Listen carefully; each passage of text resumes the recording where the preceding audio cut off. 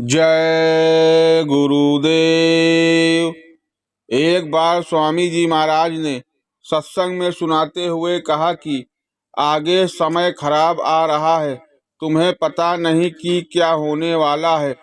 जगह जगह बारूद रखा है, चिंगारी लगते ही सब जलकर राख हो जाएगा। कुदरत बौखलाई हुई है, कुछ करना चाहती है किंतु महात्मा उसे रोके हुए हैं। सोचते हैं कि जीवों को समझा बुझा कर मना लिया जाए ताकि वे बुराई के रास्ते को छोड़ दे। अगर नहीं मानोगे तो सीधा नरक का दरवाजा तुम्हारे लिए खुला हुआ है। महात्मा बराबर देखते रहते हैं कि जीवों को कितनी यातनाएं नरकों में दी जाती हैं, मगर क्या करें, केवल समझा ही तो सकते हैं। यद न माने तो भोगना तो उन्हें ही पड़ेगा। आबादी बहुत कम हो जाएगी, 10-10 कोस पर चिराग दिखाई देगा। इसलिए यम तराश से बचने के लिए पूरे गुरु की तलाश करो जो परमात्मा से मिला हुआ है। अहिंसा राज कायम करो, प्रजा तब सुखी होगी।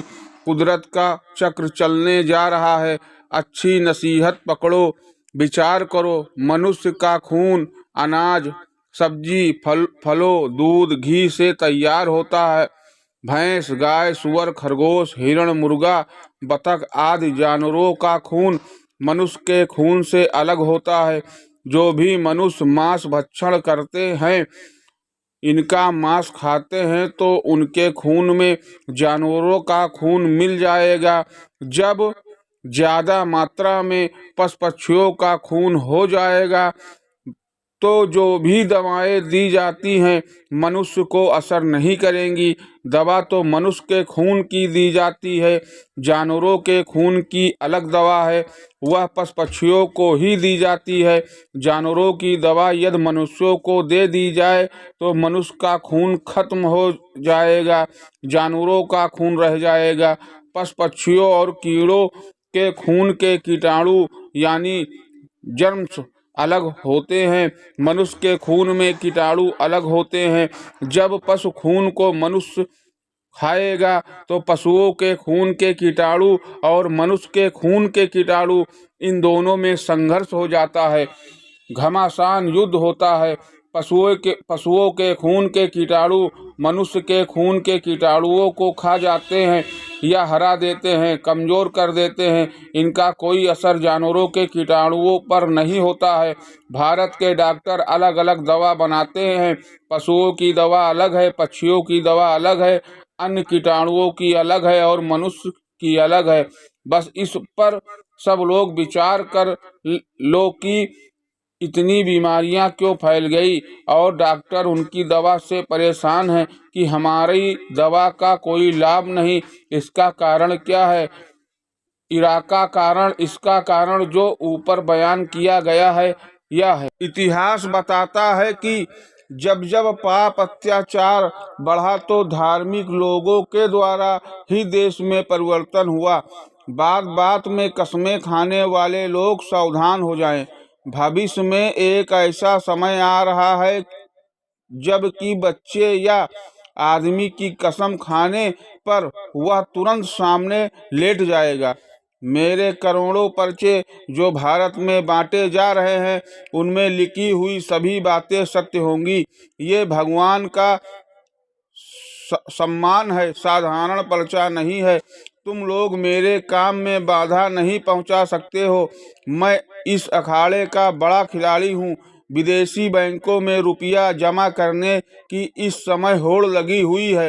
लोग ख्याल करते हैं इस समय पड़ने पर बाहर जाकर धन का उपयोग करेंगे, किंतु उन्हें नहीं मालूम है कि सबकी खोपड़ियों के दांव पेंच को कोई ऊपर से देख रहा है। राम के दाढ़ी मूछ थी और कृष्ण के भी मूछ की शान होती थी। अब तो सब सपाचट हो गए, किंतु आगे फिर वक्त आ रहा है कि लोग दाढ़ी रखने लगेंगे। परमात्मा तुमसे नाराज हो चुका है। मैंने उससे कहा कि तुम्हारे बच्चे हैं, इनको एकाएक सजा दोगे तो बेचारे बेमौत मर जाएंगे। धीरे धीरे इनको सजा दो तो शायद संभल जाएं। टोपी तो उस समय की थी, उससे यह था कि सीधे जाना है। साफा तो भारतीय पहनावा है और पुरानी संस्कृत है, इससे कारण इसे धारण करने से बुद्धि कंट्रोल में रहती है।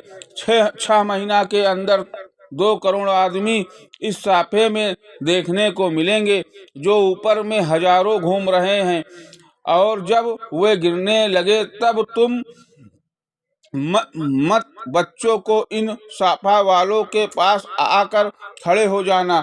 जहाँ तक इन साफा वालों की दृष्टि जाएगी वहाँ तक कोई मरने वाला नहीं। समय आ रहा है, आस्तिक लोग एक तरफ हो जाएंगे और नास्तिक लोग दूसरी तरफ हो जाएंगे। फिर कुदरत सबके कर्मों का फल देगी। एक नया पैसा इनको नहीं दिया, किराए पर नहीं बुलाया। ये पैसे का प्रचार नहीं, यह सुख कल्याण धर्म का प्रचार है। भारत में अब धर्म का प्रचार होगा। ऐसा परिवर्तन होगा देश में जो आपके दिल दिमाग में नहीं है। वह समय चला आ रहा है जब समय का और तुम्हारा भरत मिलाप होगा, तभी गुल खिलेगा। यह नहीं बताऊंगा कि परिवर्तन कैसे होगा। मैं भारत की धरती पर बड़े बड़े मंच लगवाऊंगा और जनता से पूछूंगा कि जो वादे मैंने किए वो पूरे हुए या नहीं।